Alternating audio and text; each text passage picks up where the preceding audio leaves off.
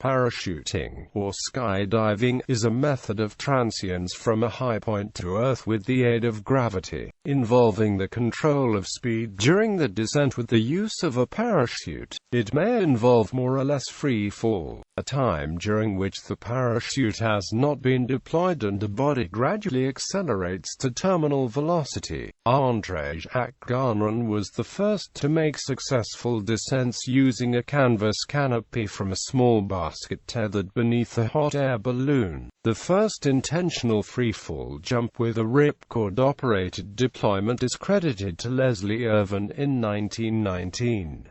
Georgia Broadwick made an earlier freefall in 1914 using improvised equipment when her static line became entangled with the aircraft's tail assembly and she cut the static line and pulled it herself. The military developed parachuting technology as a way to save aircrews from emergencies aboard balloons and aircraft in flight, and later as a way of delivering soldiers to the battlefield. Early competitions date back to the 1930s, and it became an international sport in 1952.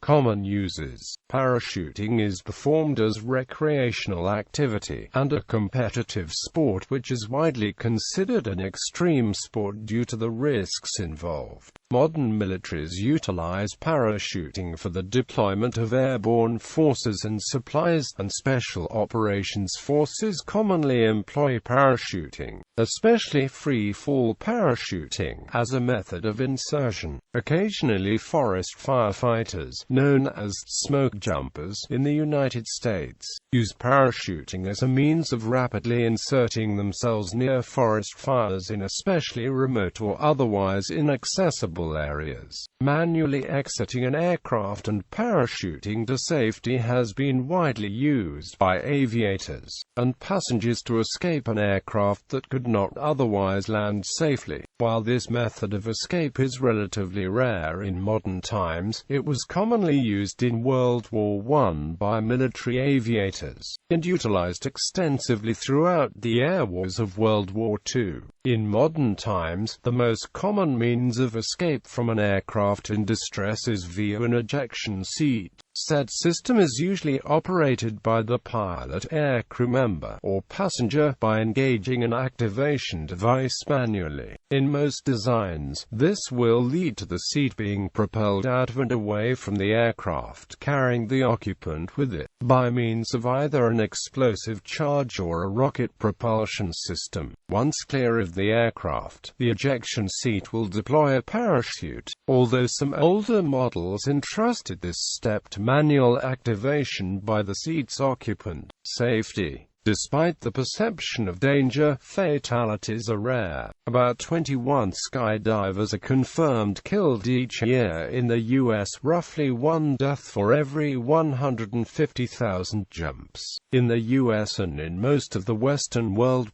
skydivers are required to carry 2 parachutes. The reserve parachute must be periodically inspected and repacked by a certificated parachute rigger. Many skydivers use an automatic activation device that opens the reserve parachute at a predetermined altitude if it detects that the skydiver is still in free fall. Depending on the country, AADs are often mandatory for new jumpers, and/or required for all jumpers regardless of their experience level. Most skydivers wear a visual altimeter, and an increasing number also use audible altimeters fitted to the helmets. Injuries and fatalities occurring under a fully functional parachute usually happen because the skydiver performed unsafe maneuvers or made an error in judgment while flying the canopy, typically resulting in a high-speed impact with the ground or other hazards on the ground. One of the most common sources of injury is a low turn under a high-performance canopy and while swooping. Swooping is the advanced discipline of gliding at high speed parallel to the ground during landing. Changing wind conditions are another risk factor. In conditions of strong winds and turbulence during hot days, the parachutist can be caught in downdrafts close to the ground. Shifting winds can cause a crosswind or downwind landing, which have a higher high potential for injury due to the wind speed adding to the landing speed. Another risk factor is that of canopy collisions, or collisions between two or more skydivers under fully inflated parachutes. Canopy collisions can cause the jumpers' inflated parachutes to entangle with each other, often resulting in a sudden collapse of one or more of the involved parachutes. When this occurs, the jumpers often must quickly perform emergency procedures to cut away from the main canopies and deploy the reserve canopies. Canopy collisions are particularly dangerous when occurring at altitudes too low to allow the jumpers adequate time to safely jettison the main parachutes and fully deploy the reserve parachutes.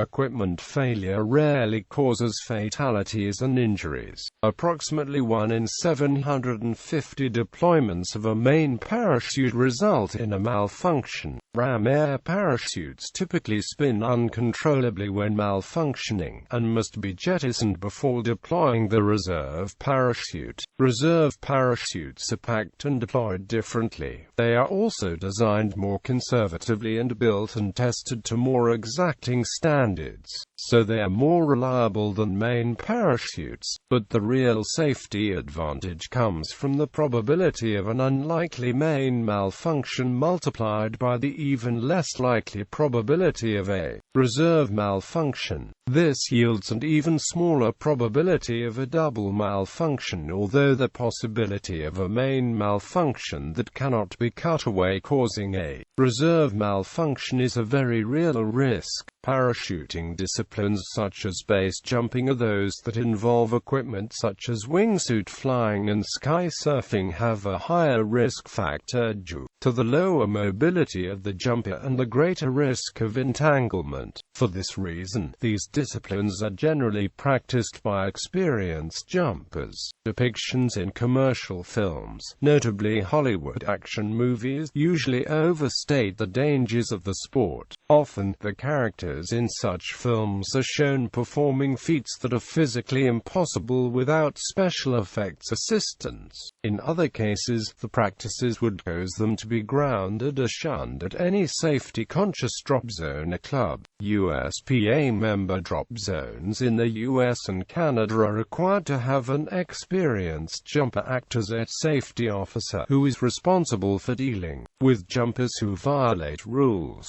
regulations, or otherwise act in a fashion deemed unsafe by the appointed individual. In many countries, either the local regulations or the liability-conscious prudence of the drop zone owners require that parachutists must have attained the age of majority before engaging in the sport. Most common injuries. Due to the hazardous nature of skydiving, the greatest of precautions are taken to avoid parachuting injuries and death. For first-time solo parachutists, this includes anywhere from 4 to 8 hours of ground instruction. Since the majority of parachute injuries occur upon landing, the greatest emphasis within ground training is usually on the proper parachute landing fall, which seeks to orient the body as to evenly disperse the impact through flexion of several large insulating muscles, as opposed to individual bones, tendons, and ligaments which break and tear more easily. Parachutists, especially those flying smaller sport canopies, are often land with dangerous amounts of kinetic energy, and for this reason, improper landings are the cause of more than 30% of all skydiving-related injuries and deaths. Often, injuries sustained during parachute landing are caused when a single outstretched limb, such as a hand or foot, is extended separately from the rest of the body, causing it to sustain forces disproportional to the support structures within. This tendency is displayed in the following chart. which shows the significantly higher proportion of wrist and ankle injuries among the 186 injured in a 110,000 parachute jump study. Due to the possibility of fractures, it is recommended that parachutists wear supportive footwear. Supportive footwear prevents inward and outward ankle rolling, allowing the PLF to safely transfer impact energy through the true ankle joint, and dissipate it via the medial gastrocnemius and tibialis anterior muscles. Weather parachuting in poor weather, especially with thunderstorms, high winds, and dust devils, can be a dangerous activity. Reputable drop zones will suspend normal operations during inclement weather. In the United States, the USPA's basic safety requirements prohibit solo student skydivers from jumping in winds exceeding 14 miles per hour while using ram air equipment. However, maximum ground winds are unlimited for licensed skydivers. Visibility. As parachuting is an aviation activity under the visual flight rules, it is generally illegal to jump in or through clouds. According to the relevant rules governing the airspace, such as FAR 105 in the US or Faldskærmsbestemmelser in Denmark, jumpers and pilots of the dropping aircraft similarly bear responsibility of following the other VFR elements, in particular ensuring that the air traffic at the moment of jump does not create a hazard. Canopy collisions. A collision with another canopy is a statistical hazard, and may be avoided by observing simple principles, including knowing upper wind speeds, the number of party members and exit groups, and having sufficient exit separation between jumpers. In 2013, 17% of all skydiving fatalities in the United States resulted from mid-air collisions. Training. Skydiving can be practiced without jumping. Vertical wind tunnels are used to practice for free fall, while virtual reality parachute simulators are used to practice parachute control. Beginning skydivers seeking training have the following options: static line, instructor-assisted deployment, accelerated free fall, tandem skydiving, parachute deployment. At a sports skydiver's deployment altitude, the individual manually deploys a small pilot chute which acts as a drogue, catching air and pulling out the main parachute of the main canopy.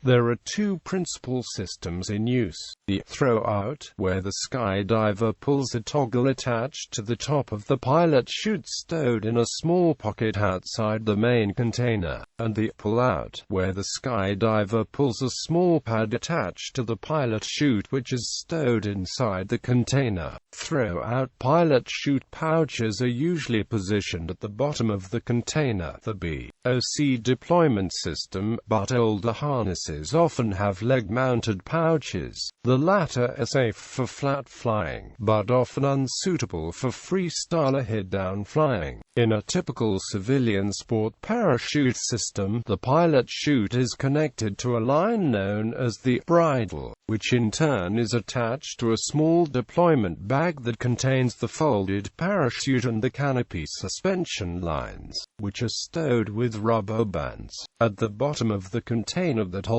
the deployment bag is a closing loop which, during packing, is fed through the grommets of the four flaps that are used to close the container. At that point, a curved pin that is attached to the bridle is inserted through the closing loop. The next step involves folding the pilot chute and placing it in a pouch. Activation begins when the pilot chute is thrown out. It inflates and creates drag, pulling the pin out of the closing loop and allowing the pilot chute to pull the deployment bag from the container. The parachute lines are pulled loose from the rubber bands and extend as the canopy starts to open. A rectangular piece of fabric called the slider slows the opening of the parachute and works its way down until the canopy is fully open and the slider is just above the head of the skydiver.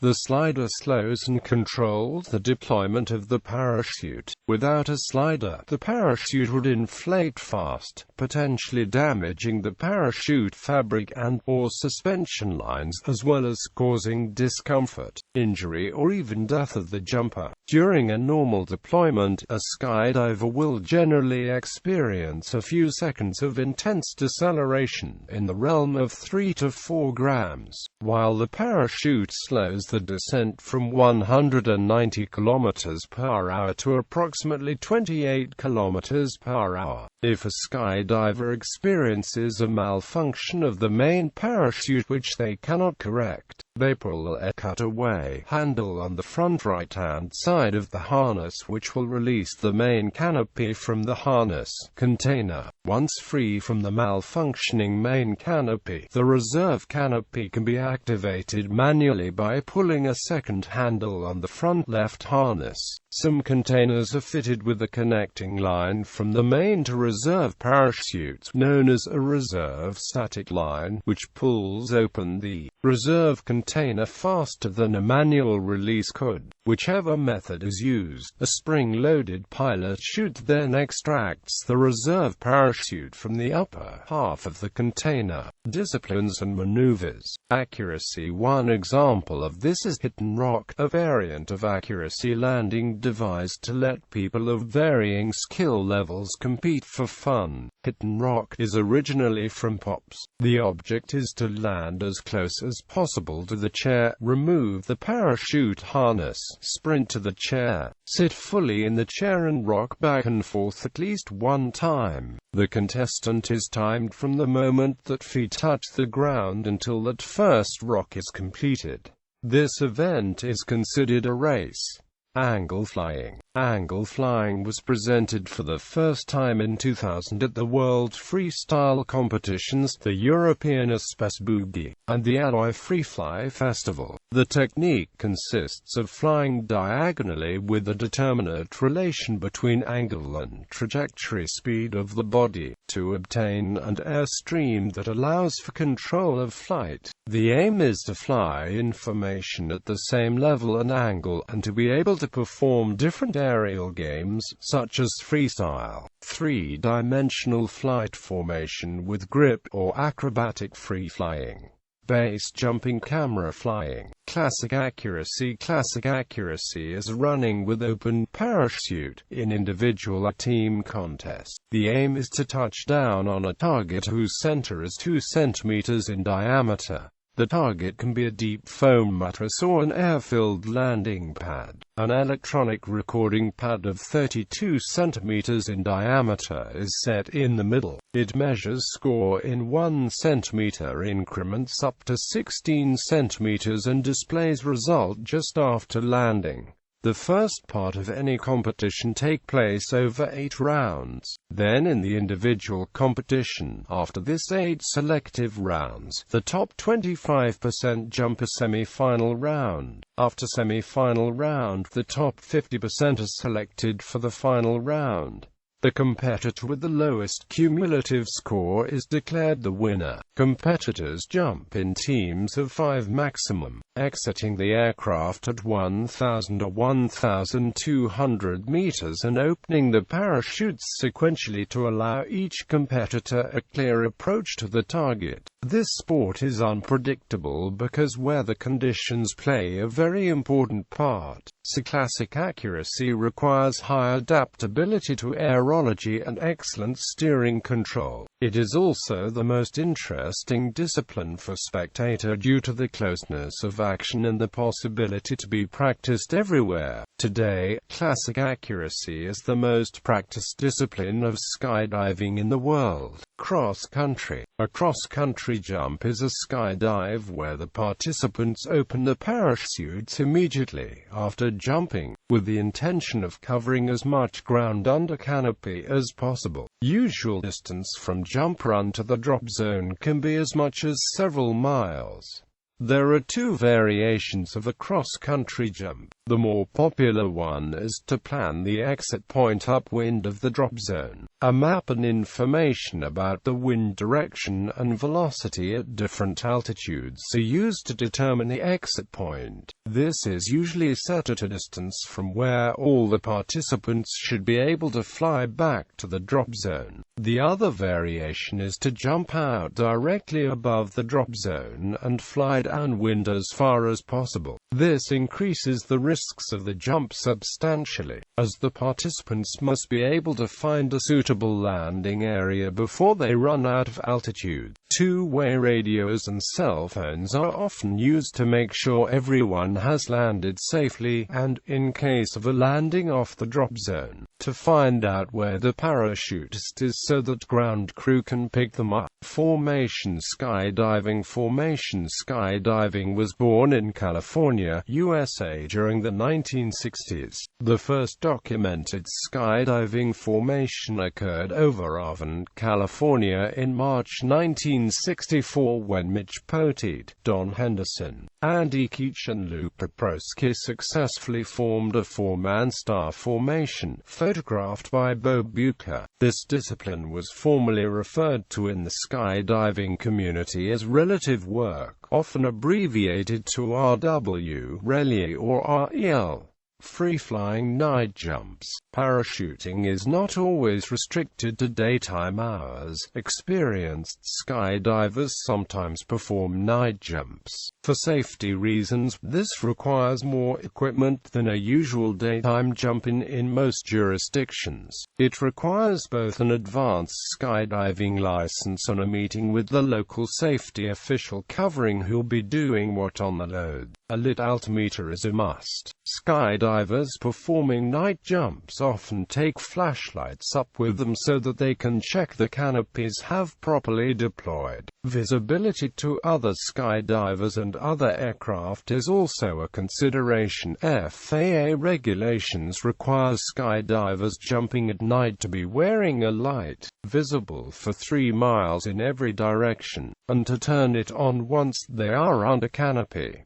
A chem light is a good idea on a night jump. Night jumpers should be made aware of the dark zone when landing at night. Above 30 meters, jumpers flying the canopy have a good view of the landing zone normally because of reflected ambient light, moonlight. Once they get close to the ground, this ambient light source is lost because of the low angle of reflection. The lower they get, the darker the ground looks.